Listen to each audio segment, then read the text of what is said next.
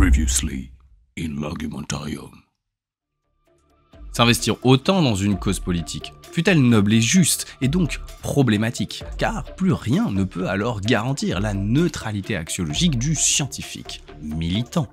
A-t-il vraiment mis à distance ses valeurs dans sa pratique scientifique ? Pire, en acceptant ce militantisme, eh bien le monde scientifique ouvrirait la porte à une terrible dérive, celle d'une science qui perdrait son statut de productrice de faits objectifs pour sombrer dans une subjectivité perpétuelle des connaissances. Bref, on ne pourrait tout simplement plus avoir confiance dans la science, car rien ne la distinguerait de toute autre analyse ou croyance mêlant description et opinion.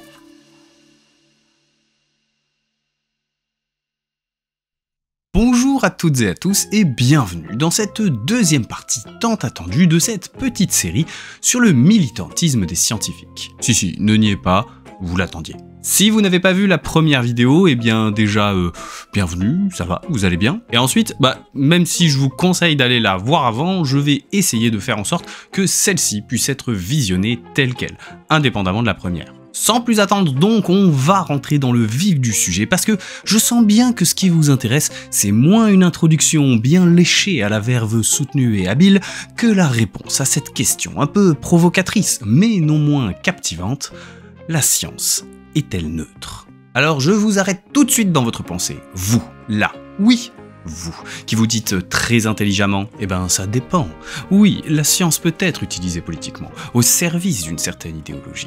Et en cela, elle ne sera pas neutre. Et elle peut aussi être conditionnée aux questions qu'on lui pose, au choix d'orientation de la recherche, voilà. Donc, en amont de la science et en aval de la science, oui, c'est pas neutre. Mais au milieu, dans la production de connaissances, eh bien oui, elle l'est, ou du moins, elle doit l'être. La science, c'est un peu comme une boîte à outils. On peut construire des ponts ou des armes nucléaires avec. Mais bon, la boîte, elle est neutre, sans idéologie. Eh bien, si je vous ai arrêté, et pas si bien que ça, visiblement, c'est justement parce qu'en réalité, c'est un poil plus complexe que ça. Et que, loin de cette idée reçue qui voudrait que la science se contente de décrire objectivement le monde, la pratique réelle de la recherche scientifique est en fait assez différente de l'image que l'on s'en fait. Alors au-delà de l'utilisation potentielle que l'on peut en faire, la science elle-même, dans son fondement, dans sa pratique, est-elle vraiment idéologiquement neutre ? Entre science, société et politique, on fait le point sur la neutralité de la science. Bienvenue dans l'Argumentarium. Vous avez le devoir d'écouter les scientifiques. Et c'est tout ce que nous Lorsqu'il y a des faits avérés, il faut quand même regarder la science. Donc c'est vrai, moi ça me met mal à l'aise de réaliser qu'un expert scientifique en fait verse dans le militantisme politique. Alors avant toute chose, petit point de définition pour être sûr qu'on parle bien des mêmes concepts ici. Par neutralité, on entendra le fait que la science pourrait produire des connaissances qui seraient dépourvues de valeurs, de normes sociales, morales ou politiques. En bref, qu'elle serait capable de décrire la réalité de la vie, de l'univers et du reste, indépendamment de l'opinion, de l'idéologie et même, soyons fous, de l'existence même des scientifiques. Et bah oui, selon toute vraisemblance, la Terre est ronde, qu'il y ait des scientifiques dessus pour le dire ou pas. Mais évidemment, il y a une petite difficulté à dépasser dans notre histoire de distinction entre faits et opinions, entre connaissances et croyances. En pratique, on fait comment pour faire la différence ? Car de fait, dès qu'on commence à essayer de justifier une connaissance, nous arrivons assez rapidement à une sorte de limite. Qu'est-ce qui nous prouve de manière sûre et certaine qu'un fait est un fait et pas une opinion bien soutenue ?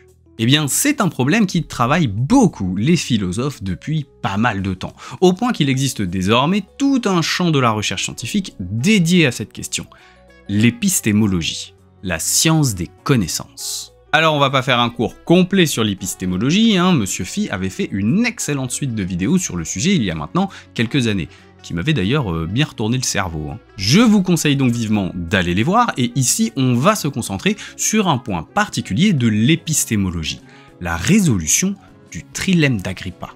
Comme présenté dans cet épisode de Monsieur Phi, donc, le trilemme d'Agrippa décrit en fait les limites de l'exercice de justification des connaissances. Ça a l'air compliqué comme ça, mais c'est très simple et intuitif, vous allez voir. L'idée de départ, c'est que pour justifier qu'une connaissance est vraiment une connaissance et pas une opinion, elle s'appuie sur une autre connaissance déjà tenue pour vraie, qui va jouer le rôle de preuve.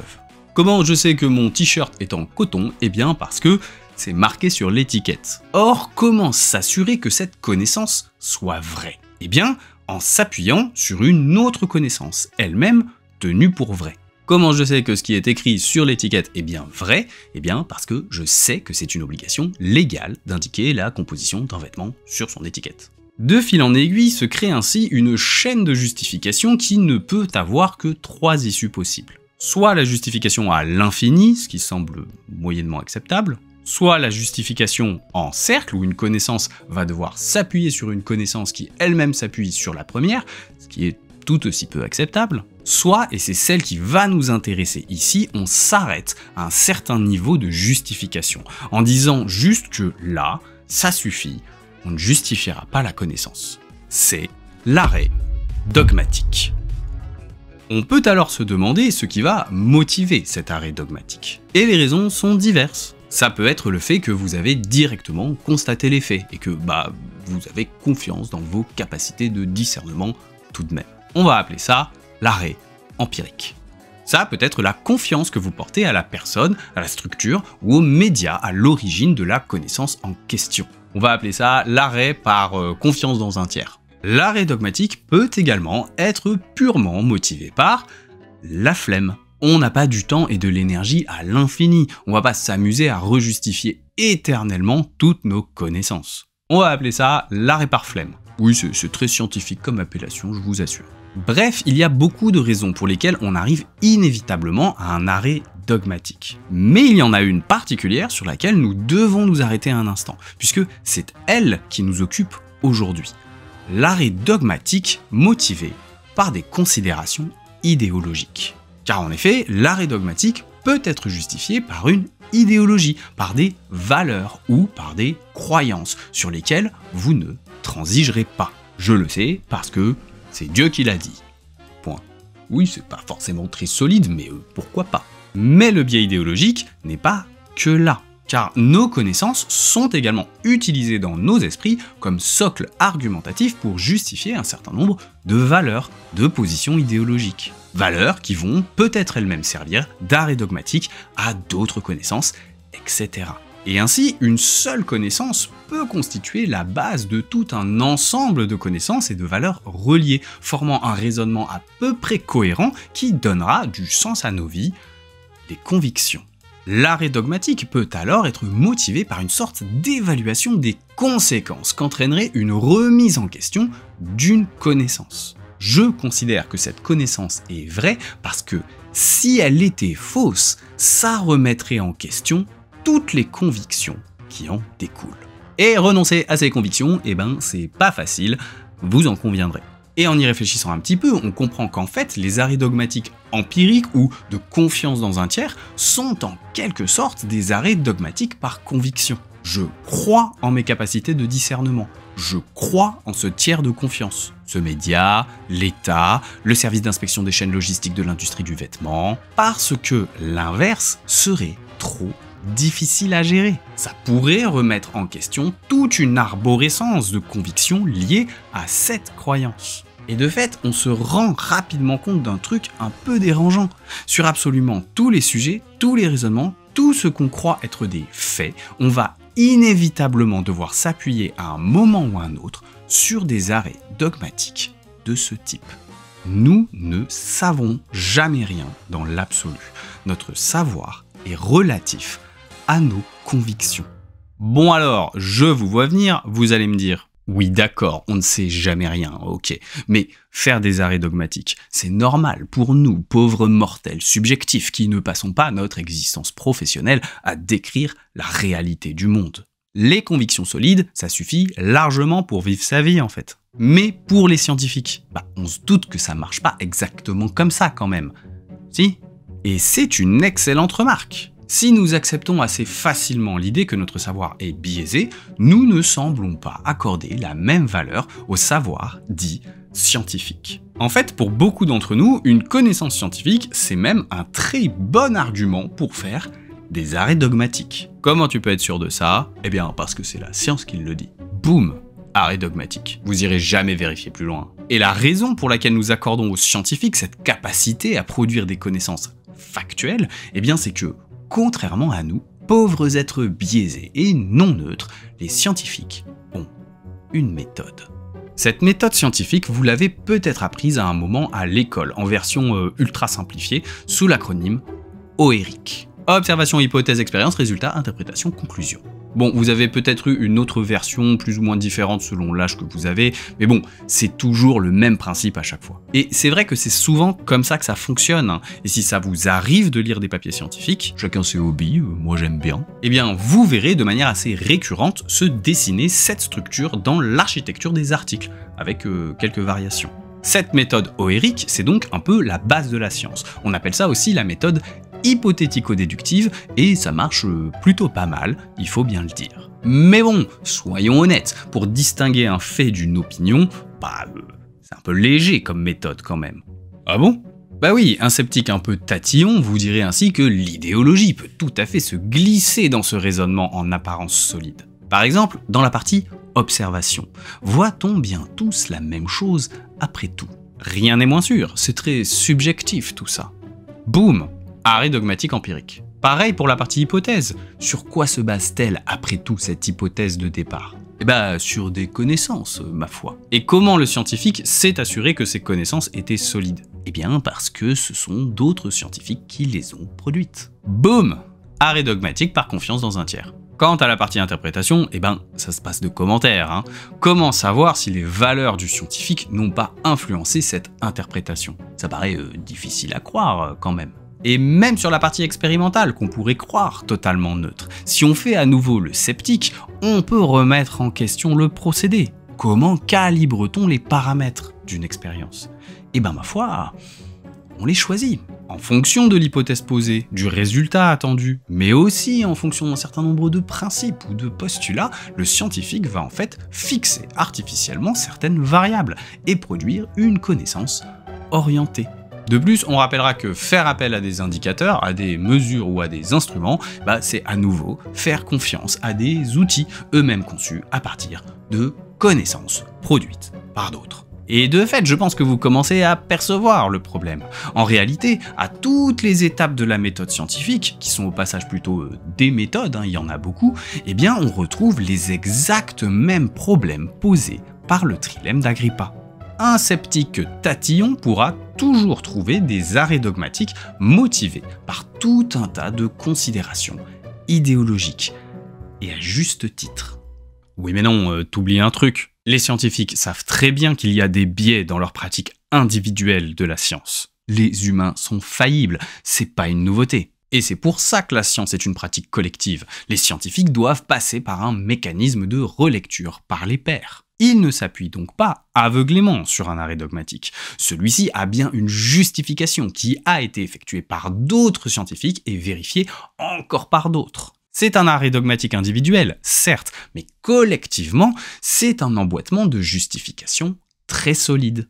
Mais tout à fait. C'est là qu'on va rentrer dans la construction de l'édifice scientifique. Les connaissances produites vont à chaque étape subir des tests de validité. On parle souvent de la relecture par les pairs, mais il y en a plein d'autres en fait. Avoir des co-auteurs ou des co-autrices, faire des présentations dans des colloques, faire des relectures en interne avant même de proposer un article à la publication, etc. Et effectivement, ça marche plutôt bien. C'est un système de vérification qui est assez efficace. Mais bon, d'une part, la relecture par les pairs n'est pas exempte de tout reproche, on le constate régulièrement. Mais d'autre part, à nouveau, jouons les sceptiques. Ce processus est-il vraiment capable de s'assurer de la déconnexion entre valeur et connaissance? Parce qu'en pratique, on voit assez mal comment pourrait s'effectuer une telle chasse aux valeurs. Comment déterminer avec certitude si l'idéologie d'un scientifique a biaisé sa recherche? Eh ben, s'il a pris position publiquement, par exemple. Ah mais c'est pas du tout une bonne raison ça. C'est pas parce qu'un scientifique assume un bord politique que ça rend son étude moins correcte. Alors bon, on sent bien l'idée sous-jacente, hein. En officialisant publiquement ses convictions, c'est pas facile de se dédire après, ça la fout un peu mal. Il y a donc un risque en quelque sorte de verrouiller ses convictions, de rendre celles-ci encore plus difficiles à remettre en question, et de produire du savoir scientifique orienté vers cette conviction. Mais même si ce raisonnement a effectivement du sens, il a aussi d'importantes limites. D'abord, on l'a vu dans notre première vidéo, les scientifiques sont excessivement prudents quand ils s'expriment publiquement. Ils sont conscients de cet effet. Ils ne s'engagent généralement que lorsqu'ils et elles estiment que les connaissances sont suffisamment solides pour aller les porter dans l'arène politique et médiatique. Ensuite, faut réaliser que l'absence d'engagement ne veut pas dire absence d'idéologie. Après tout, un autre scientifique qui adhérerait à une idéologie, mais qui la tairait médiatiquement, il apparaîtrait magiquement plus neutre que le premier, alors qu'il l'est pas du tout. La neutralité médiatique ne veut absolument pas dire neutralité idéologique. Un scientifique peut ainsi ne pas s'engager pour préserver l'illusion de sa neutralité, mais aussi parce qu'il craint pour sa réputation, parce que ça l'isolerait dans son labo, ou parce qu'il sait que son directeur ou sa directrice ou son université n'approuvera pas, par exemple. Enfin et surtout, on peut très bien se croire neutre sans percevoir que certains de nos postulats sont des arrêts dogmatiques, idéologiques. Et on peut assez fréquemment détecter une supposée micro-faille de neutralité chez un contradicteur sans voir les trous béants de notre propre manque de neutralité. La poutre, la paille, tout ça. Et donc, à nouveau, on ferait comment pour savoir? Une espèce d'indice d'idéologie du scientifique? Sur la base de quoi? Quel degré d'engagement serait acceptable? Quelle idéologie serait concernée? Et qui édicterait ces critères au passage? Ça serait sans fin, et surtout, ça serait probablement dangereux. Le risque de limiter la liberté de parole des scientifiques est juste énorme.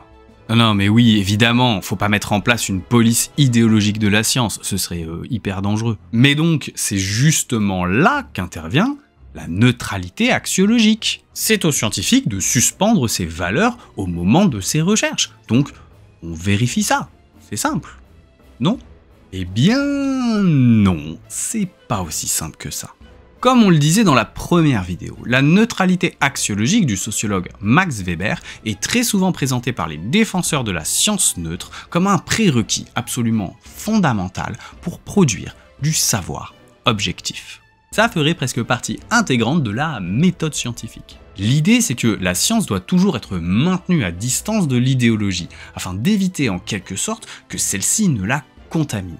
Eh bien, on va pas y aller par quatre chemins, cette présentation de l'idée de Max Weber est en fait fausse. C'est pas du tout ce qu'il a voulu dire. Et c'est même pas du tout ce qu'il a dit. Mais bon, c'est pas la première fois qu'on détourne un concept de Weber pour lui faire dire ce qu'il ne dit pas après tout.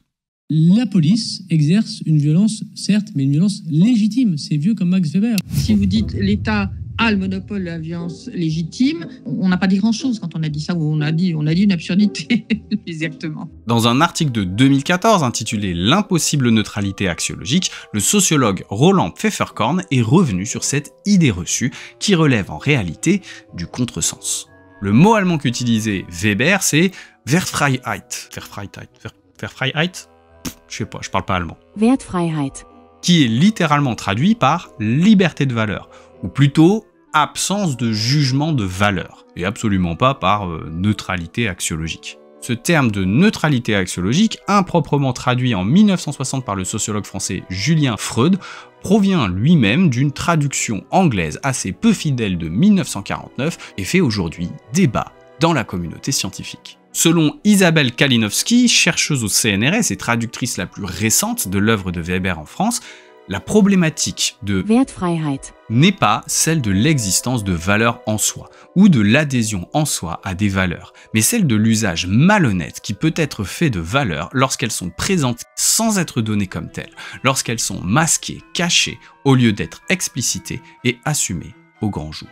Pour Weber, le problème n'est donc pas que les scientifiques soient militants ou porteurs de valeurs. Ça aurait été bien étrange, puisqu'il était lui-même très engagé politiquement. Le problème, c'est qu'il dissimule parfois cet engagement sous couvert de neutralité scientifique, justement.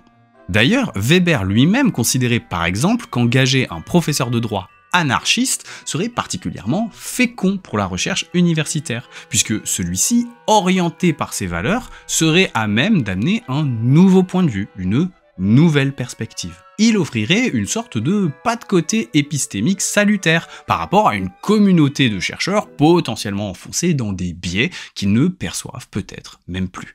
Si ça se trouve, s'il était encore vivant, Weber il dirait peut-être un truc du style « Les scientifiques en rébellion, féministes, antiracistes ou écologistes apportent, ma foi, du fait de leurs valeurs, de nouvelles perspectives éclairantes pour cerner des problématiques qui nous échappent peut-être. » Pourtant, c'est bien cette injonction à la neutralité axiologique qui va s'imposer dans le monde académique, et notamment en France, sous l'impulsion d'un sociologue qui avait d'ailleurs préfacé la traduction de Julien Freund, Raymond Aron. Et Raymond Aron, c'est pas n'importe qui. Philosophe libéral assumé et anticommuniste convaincu, il est l'auteur de L'opium des intellectuels en 1955, un véritable pamphlet contre les universitaires et intellectuels de gauche, plus ou moins radical, accusés d'être aliénés par leur admiration du communisme et notamment soviétique. Très influent, président de nombreuses institutions françaises de sociologie, Raymond Aron n'en reste pas moins un intellectuel très engagé, publiant régulièrement dans Le Figaro ou L'Express par exemple. Selon Isabelle Kalinowski, toujours, le concept de neutralité axiologique a ainsi été utilisé par Raymond Aron comme véritable arme rhétorique dans sa guerre anti-marxiste, qui culminera dans son discours de la neutralité académique qu'il donnera en 1968, où il ira jusqu'à affirmer « La neutralité axiologique demeure en période trouble la condition de salut pour les universités, la sagesse nécessaire de ces institutions ». Bilan des courses, l'injonction à la neutralité axiologique va progressivement devenir une exigence de neutralité académique. Une exigence donc portée par un philosophe libéral et anticommuniste assumé qui, paradoxalement, on l'a vu, de ses livres à son implication médiatique en passant par son interprétation très singulière de Weber, n'a pas particulièrement fait preuve de neutralité. Et vous voulez le plus drôle, c'est que à l'origine, dans sa critique de mélange des genres entre science et idéologie, Weber visait en réalité ses confrères de droite, nationalistes et réactionnaires, qui n'hésitaient pas, sous couvert de science, à diffuser leurs valeurs de manière dissimulée, comme une forme de conservatisme naturel, d'un conformisme qui jouit de l'évidence du bon sens. Alors évidemment, cette nouvelle interprétation de Weber, proposée par Kalinowski, est elle-même rediscutée dans les arènes académiques et n'est pas non plus figée. Elle n'est ni définitive, ni exempte de tout biais. Mais avec cette petite histoire de la neutralité axiologique, vous comprenez désormais le problème. Dans les faits, faire une claire distinction entre connaissances factuelles et opinion orientée relève de l'impossibilité structurelle. Tout concept est constamment sujet à interprétation et réinterprétation qui vont apparaître selon l'idéologie de chacun, plus ou moins pertinentes, plus ou moins réalistes, plus ou moins biaisées. En résumé, parler de neutralité axiologique n'est pas neutre idéologiquement. Oui, non mais alors, attends, quand tu dis que c'est structurellement impossible de faire fondamentalement la différence entre un fait et une opinion très justifiée, tu parles bien de sciences sociales, là. C'est quand même pas la même chose pour les sciences naturelles, hein, parce que là, la Terre, elle est ronde, c'est pas une question d'idéologie, hein. Oui, elle est ronde, hein. Non mais attends, rassure-moi, la Terre est ronde, on est d'accord. Non mais oui, elle est ronde. Mais juste un truc, comment tu le sais? Ah non!